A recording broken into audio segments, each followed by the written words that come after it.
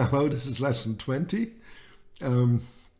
Now, there's two modalities that we use in bluegrass. One is a major. This is like really this sort of a happy sound. And then we have sort of a bluesy minor sound that is very prominent in bluegrass, you know. So we use, I just want to give you something so you can just sort of explore. I don't want to give you too much right now. Explore this.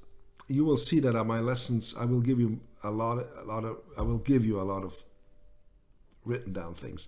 But now it's like playground. You go into the sandbox. I just want to give you things to play with. I just throw toys at you, and you can sort of, you know, just sort of play around. Don't expect more than just playing, because that is a very process of learning very quickly and efficiently. Not just, yeah, you know, sometimes you see kids, you know, they're just trained to do things, but they have no idea why, because they have never played it. They never discovered it. It's sort of just given to them, and then they can sort of do a reenactment of it, but it's not what we want when we learn music, and that is really something that you have to do through a playing process. So there's a different kind of scale that sounds, you know, bluesy to us. Now the banjo is very convenient. If you look at the banjo and just ignore the first marking on the first fret, and you just say to take the third string, and you just move up on all the markings.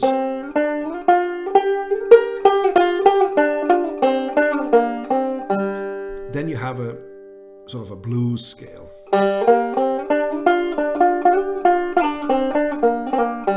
Well, basically it's a B flat major pentatonic, but we don't want to go there. There's nothing you need to know right now. Let's just start in G. And the third string sounds good if it's a little bent. And now let's look at the notes when we have them. What I did, I just played the first with them.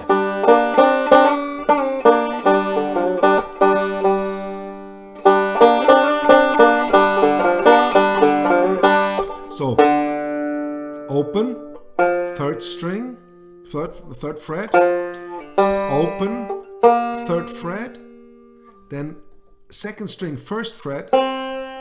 Never play this note for this exercise. Don't play the B string open. You know, always press this down. That's why I say sometimes just anchor this index finger. And then here, first string open, and then the third fret on the first string. So you have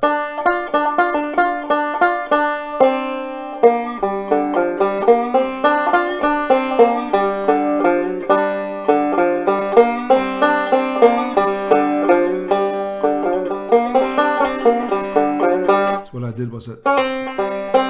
Use the passing note. Shouldn't have done that. So you can experiment with that. You don't have to necessarily play a pattern or a song. Just if you take the outside strings, for instance.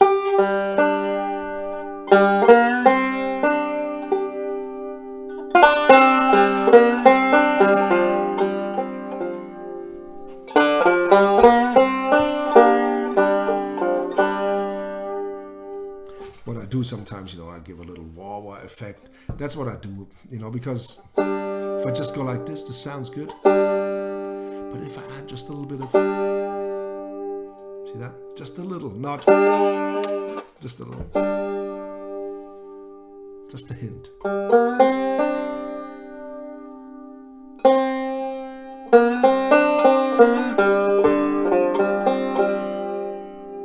All these notes also sound good together.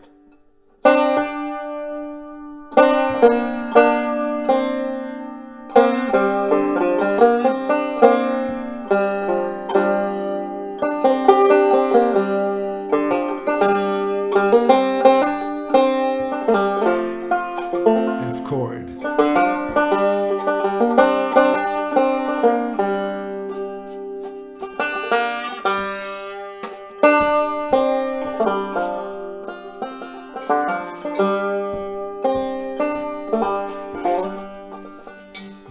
So you can combine these. do hammer-on. I'm going to talk about hammer-ons and pull-offs and bends in the next little sequence. But here, on this note, you can also use more notes. And then the fifth string. But you can use all the other notes from, except this one, but all the other notes you can use as passing notes. See?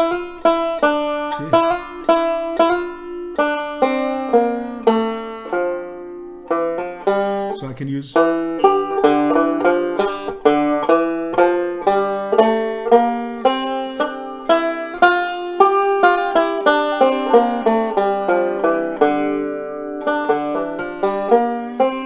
So I can play just on these notes.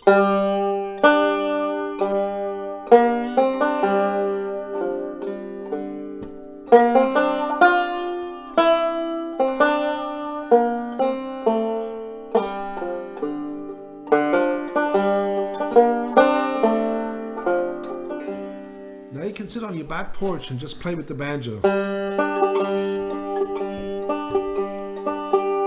Just play anything. Just you see the quarter notes I talked about, and the forward roll.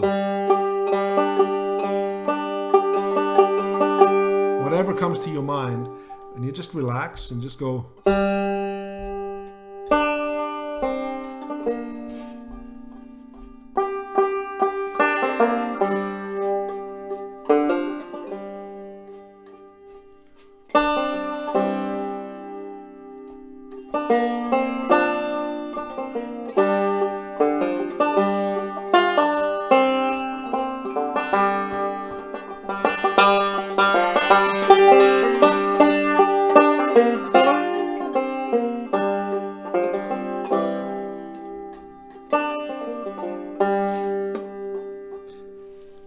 You see, I played a few weird notes.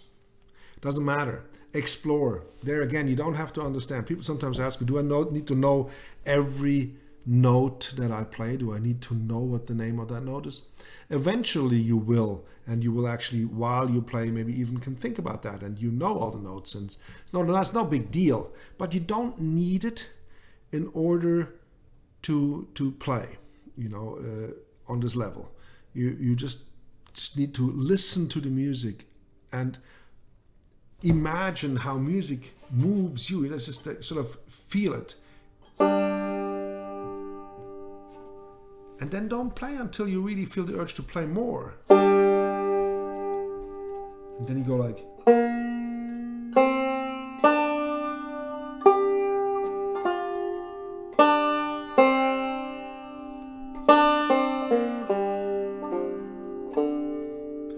But if you have an expectation of something, it's very difficult to satisfy the expectation.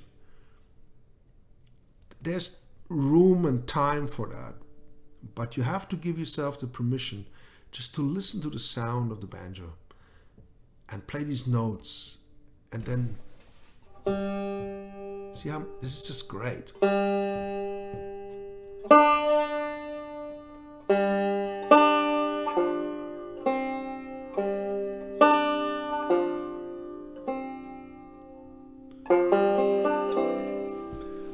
I believe enjoying these kind of sounds is key of keeping you playing and motivated, because it opens this world of music that is magical.